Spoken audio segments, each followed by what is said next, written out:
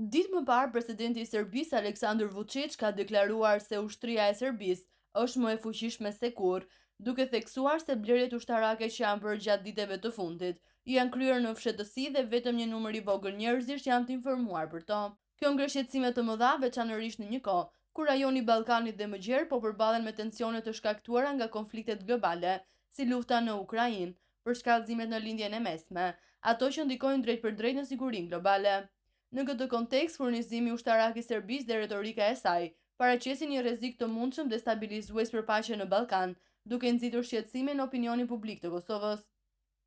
Eksperti i sigurisë Hysén Kecaj, në një prononcim për Bota Sot, ka thënë se deklaratat e Vučić për furnizimin e fshehtë të ushtrisë serbe përçon mesazhe serioze politike dhe strategjike.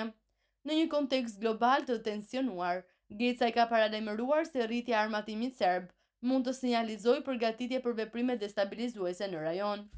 Deklarata e presidentit të Serbisë Aleksandar Vučić se ushtria e Serbisë është më e fuqishme se kurrë dhe se blerjet janë bërë në fshehtësi, është ngarkuar me mesazhe politike dhe strategjike që nuk duhen neglizhuar, veçanërisht nga institucionet e Kosovës dhe faktorët ndërkombëtar që garantojnë paqen në rajon.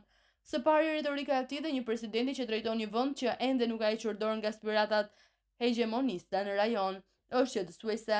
Fakti që blerjet e armëve janë bërë në fshehtësi dhe vetëm një numër i vogël njerëzish thirr për to, tregon mungesë transparente dhe devijim nga standardet e vendeve demokratike.